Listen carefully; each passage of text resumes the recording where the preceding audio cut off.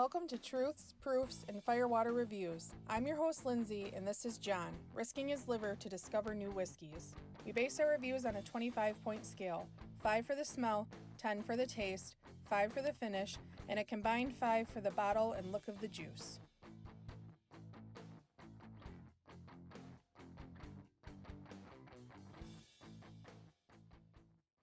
Howdy doodly. Hi. That was a weird phrase. Flanders. Oh. Anyways. I was never really a big Simpson fan. Oh, we watched it a couple times. I was always King of the Hill. Every now and then. Well, King of the Kill. King of the Kill? King of the Hill. I've been drinking.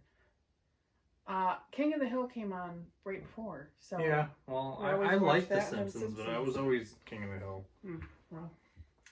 Anyway, I got a sample for John because it's been forever and a freaking day since he's done one. Did one last week.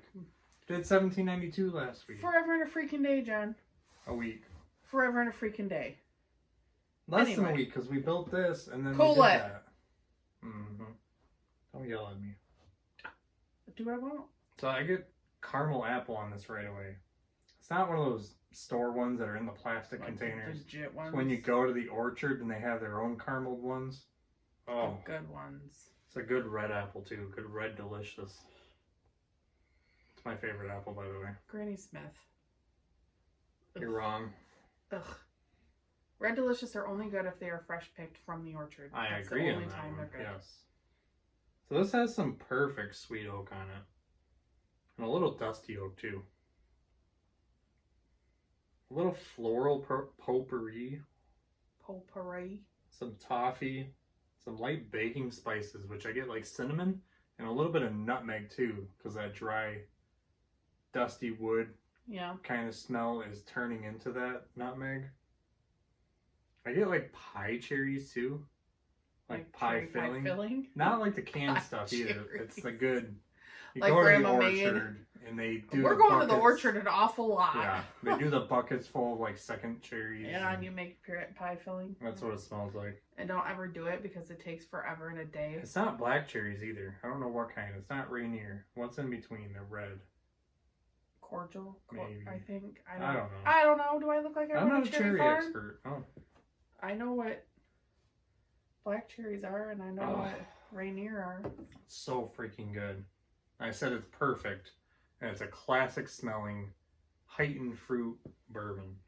Okay, 5 points. 5, without a doubt. Heard. Down the gullet. What do we got? Oh. He sat with it for a minute. So it drips down into your jaw and you feel the spice and the oiliness on this one. It's got a very nice sweet tannic oakiness. Small amount of black pepper. Has like a creamy caramel in there. Like a fresh made ice cream topping. You make your own caramel sauce. Okay. Browned butter. You ever browned butter, John? I've tasted you browning butter. Or smelt it too. Okay. I don't know why. I haven't really tasted brown butter on its own, but it reminds me of that. I get like a slight Rubbier note, which it took me a long time to figure out what I was getting on there. I told you I have like a soda in there. It's a little effervescent. A little vanilla-y. And then I got the root. The sarsaparilla type root beer. Okay. We're just going to say it's Faygo because they're local to Michigan. Heard. It's a nice vanilla extract. Leather. There's a little bit of rye in the back too. Slight spearmint. Fresh baked bread. I can tell you this one is so complex. The more I kind of like salivate and it waters my mouth, another flavor pops out. Okay.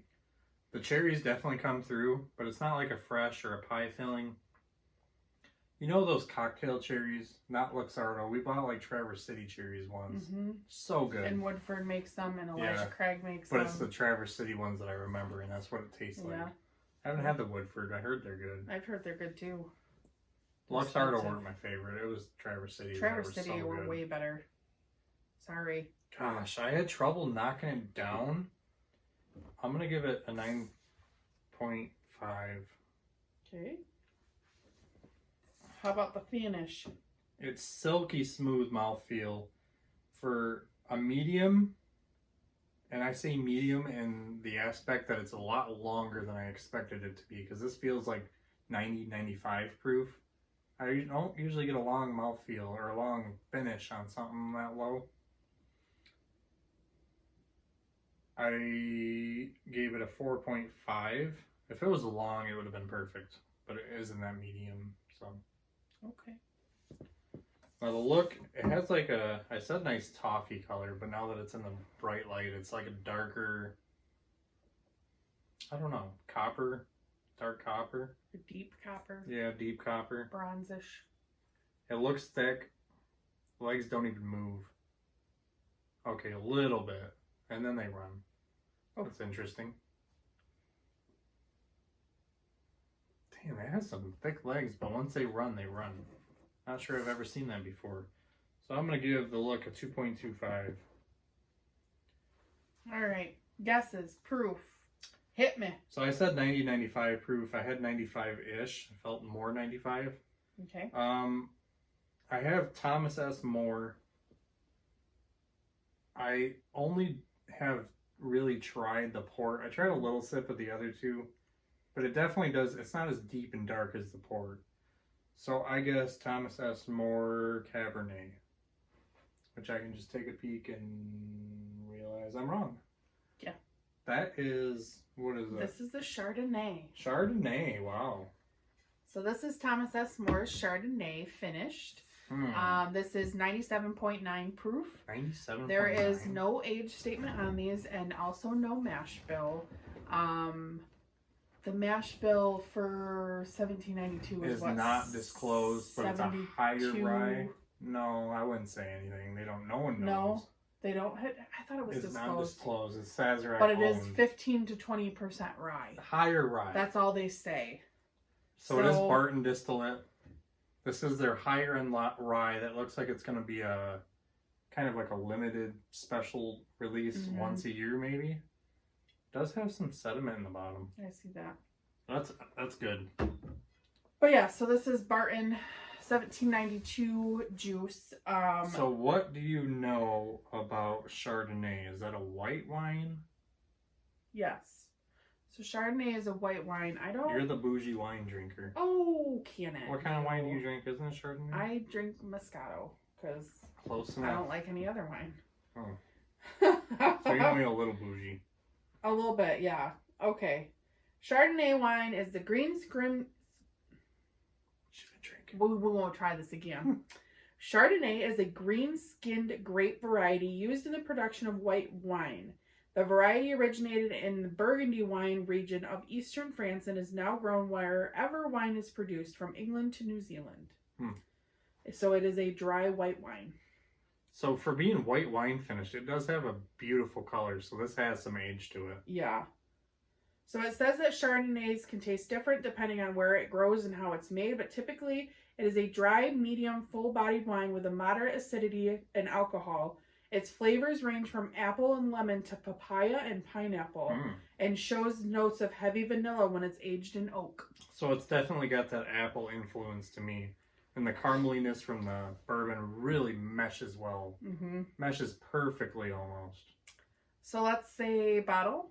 Full points, without a doubt. If y'all know, John and I are huge fans. They got like they're diamond cut. so beautiful. It looks like it's diamond cut the way it is, and they're so clear and so unique.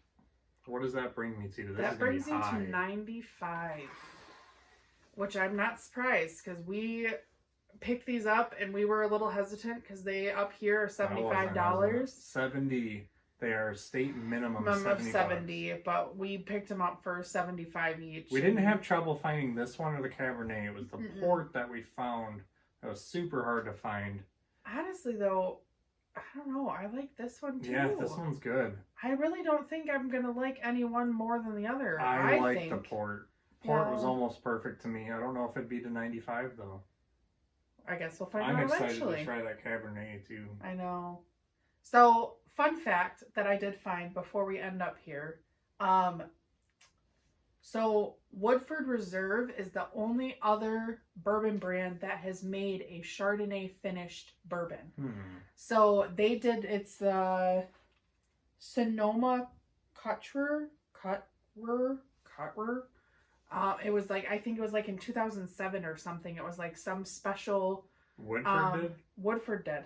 It was some special blend that they did, and they are the only other distilling company that has done anything with Chardonnay. So I thought that was kind of cool, because now them, but you know. How fast can you read through the story? It has the whole story on the back of Thomas S. More. All right, guys, bear with me. Here we go. Born in 1853 from the son of the architect and master craftsman Thomas S. More, surmounted countless challenges in building his bourbon empire. More began making whiskey at what would become Barton's 1792 distillery in Bardstown, Kentucky in 1889. His distillery flourished, and Bardstown is now the bourbon capital of the world. Much like the Belle of Nelson, Moore's original bourbon brand paying tribute to the rearing racehorse, his legacy lives on today through his namesake's brand. Made in a very same distillery with mineral-rich water from the Tom Moore Spring, that's interesting. This Kentucky straight bourbon whiskey, finished in Chardonnay cask, honors Moore's relentless ambition and his commitment to crafting bourbon whiskey that stands to the test of time. This well-aged Kentucky straight bourbon whiskey was emptied from its oak cask after many years of aging, and then refilled in Chardonnay wine casks, left to mature for several more years. Wow. This taste is rich in notes of citrus, tropical fruit, and buttery oak, a tribute to the early bourbon aristocrat Thomas S. More. So it sounds like he has a big history in Kentucky. Yes. Not a name you hear much about. But apparently very, very... You did very good in reading. You messed up a couple words. You've been drinking, I know. I've been drinking. Sorry. So the age on this, Barton is usually what, like 6 to 8? Yeah. For 1792. Old Bartons are usually 4 to 6. I'm wondering if this one's like 12. This has some great age to it. Aged and matured in barrels for many years, and then again in those for more the Chardonnay years. For many more years. That's interesting. I'm gonna say this is probably the 10 to 12 range, but you know, that's just John and I even more spouting stuff out. I'm impressed. I'm happy we picked them up, and I'm happy that they're around, and I hope they stay around. Once a year, if they come around, I'll buy all from you every year. I'm very impressed. $70 a piece is, I think it's a steal. I agree. Yeah, bourbon prices on the rise. Stuff like Booker's is hitting 100. It's not the quality of something like this. Nope. I'm here for it. Perfect proof. Perfect everything. Thomas S. More Chardonnay in the books, guys. There you have it.